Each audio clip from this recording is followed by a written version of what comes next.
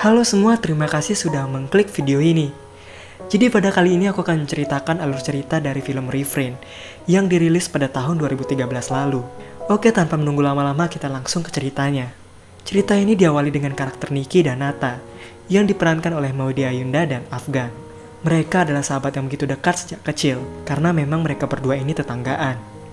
Nah, diawali dengan Niki dan Nata yang saat itu hendak pergi bersekolah dan berangkat bareng.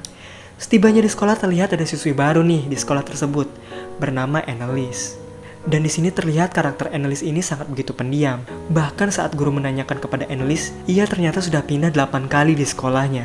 Bisa kita lihat nih dari scene ini, yang sepertinya orang tua Annelies ini sangat begitu sibuk sehingga Annelies ini juga harus ikut pindah-pindah. Saat ditanya guru terkait alasannya pindah sekolah pun, sama sekali tidak dijawab oleh Annelies. Nah, kira-kira ada apa ya dengan Annelies ini? Oke, singkat cerita, Annelies pun berkenalan dengan Nata dan Niki. Hari demi hari mereka berdua pun akhirnya bersahabat. Bahkan mereka rela sampai bolos dan dihukum bareng-bareng. Sampai di suatu adegan, ditunjukkan saat Niki, Nata, dan Annelies saat itu hendak pergi ke bandara untuk menjemput orang tua Annelies. Namun ternyata orang tuanya tidak bisa hadir dan membatalkan keberangkatannya itu dengan alasan yang sibuk. Annelies pun sedih, dan untungnya ada Niki dan Nata yang menghibur Annelies saat itu. Semenjak kejadian itu, hubungan antara kedekatan Nata dan Niki pun sudah dirasakan oleh Annelies. Dari sifat, karakter, hingga sampai kepribadian mereka yang kadang berantem dan kadang manis. Di scene berikutnya, terlihat sekolah tersebut mengadakan sebuah kegiatan di masing-masing ekstrakurikulernya.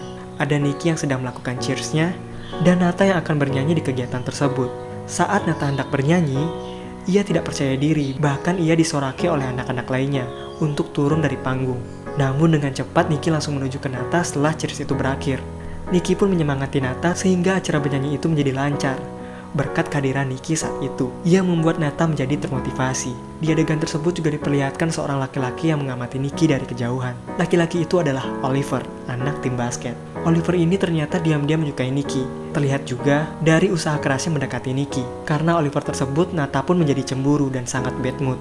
Hari demi hari Oliver dan Niki pun sangat begitu dekat, yang dimana membuat Nata yang menjadi lebih bad mood. Dan hubungan persahabatan mereka bertiga pun tidak seseru biasanya.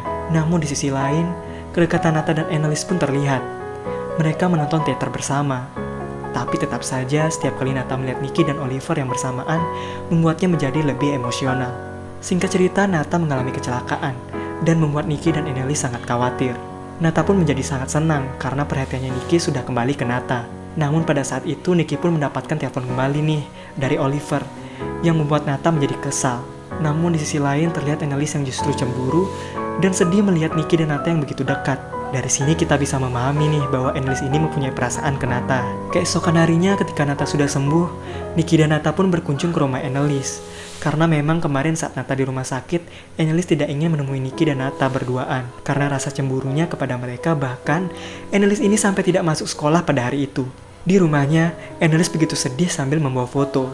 Nata dan Niki pun sampai di kamarnya, sambil melihat Annelies yang sembari memegang foto, dan tanpa sengaja melepaskan foto tersebut dan jatuh ke lantai bawah. Dengan cepat Niki dan Nata pun membantu mengambil foto tersebut, yang ternyata diam-diam Annelies ini gemar memfoto Nata secara diam-diam. Nata dan Niki pun mengetahuinya, dan saat itu juga Annelies mengaku bahwa ia sangat mencintai Nata dan menyayanginya. Akan tetapi saat itu Nata menolak cintanya, karena bukan Annelies lah yang ada di hatinya, melainkan Niki, teman dekatnya sendiri. Niki pun mendengarnya dan terkejut. Ia langsung pergi meninggalkan Nata pada saat itu juga. Berkat kejadian tersebut, Niki dan Nata tidak lagi berkomunikasi, karena Niki yang terus-menerus menghindar dari Nata. Hubungan persahabatan mereka pun hancur seketika karena perasaan tersebut. Singkat cerita, mereka bertiga akhirnya lulus dari sekolah tersebut, dan terlihat hubungan Nata dengan Annelies yang masih baik, sedangkan Niki yang belum bisa berkomunikasi dengan Nata. Meskipun terkadang memang Niki sangat merindukan momen-momennya dulu bersama Nata saat ia kecil sampai saat ini. Akhirnya prom night yang ditunggu-tunggu pun dimulai. Terlihat Niki yang sedang bersiap-siap dengan gaun cantiknya untuk menuju ke prom night sendirian. Nah, kenapa sih si Niki ini sendirian? Karena pada saat itu Oliver memberitahu ke Niki bahwa ia tidak dapat menghadiri acara prom tersebut karena sakit. Dan setelah Niki sampai ke acara tersebut, siapa sangka ternyata Oliver pergi ke prom tersebut bersama Helena, teman cheersnya Niki. Di sana Niki pun sangat kesal dan begitu kecewa, sampai ingin menampar Oliver, namun ketika ia hendak menamparnya, tangannya ditahan oleh Helena. Kekesalan Nikki pun diluapkan langsung oleh Nata yang pada saat itu hadir juga di prom tersebut. Dan mereka langsung pergi dari acara itu. Sesampainya di rumah, mereka berdua pun mengobrol di sana. Nata memberitahu bahwa besok ia akan pergi ke Australia untuk melanjutkan studinya. Itu membuat Nikki sangat kepikiran dan menjadi sedih. Keesokan harinya saat Nikki terbangun dari tidurnya, ia pun merelakan perginya Nata ke Australia. 5 tahun berlalu, terlihat Nikki yang sekarang sudah memfokuskan karirnya di bidang fashion design.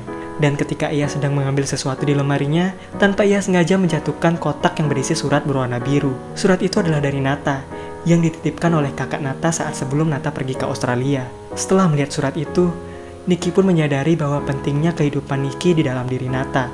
Sejak mereka masih kecil, Nata ingin menjadi satu-satunya lelaki yang ada untuk Nikki. Dan saat itulah Nikki mulai menyadari bahwa ia sebenarnya juga cinta kepada Nata. Ia mendapatkan pesan dari kakak Nata, bahwa kalau cinta jangan setengah-setengah.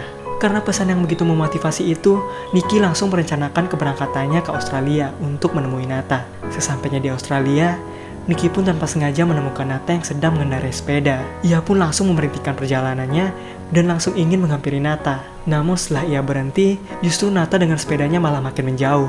Sudah mencoba menghubungi sampai mengitari kota, Nikki tak kunjung menemukan Nata. Hingga sampai pada akhirnya, ia menemukan kuliah tempat Nata studi. Dan ia akhirnya bertanya kepada orang-orang sekitar kampus itu terkait Nata. Momennya sangat pas sekali saat itu Nata sedang mengadakan perform bernyanyinya. Dengan rasa sangat haru, Nikki pun menunggu Nata hingga perform itu selesai. Nata dan Nikki pun bertemu dan akhirnya mengobrol kembali setelah sekian lamanya. Mereka berdua pun saling menyadari perasaan masing-masing, apalagi mereka yang statusnya sama-sama jomblo selama 5 tahun tersebut. Hingga pada akhirnya Nikki memberikan surat berwarna merah kepada Nata, yang berisikan kalimat, "It's always been you two." Dan cerita ini pun ditutup dengan manisnya perjalanan mereka berdua. Oke teman-teman, jadi itu dia cerita dari Refrain ini. Pelajaran yang bisa kita dapatkan dari film ini adalah, kalau kamu memang suka dengan seseorang, disampaikan saja. Jangan ditunda-tunda. Dan kalau kamu sudah menyampaikan perasaanmu, pastikan perasaanmu benar-benar tulus dan gak setengah-setengah. Baik, sampai di sini dulu alur cerita kali ini. Semoga kalian semua suka. Jangan lupa untuk like, komen, dan share juga untuk mendukung channel ini ke depannya. Subscribe juga ya, jangan lupa. Sampai jumpa di alur cerita berikutnya.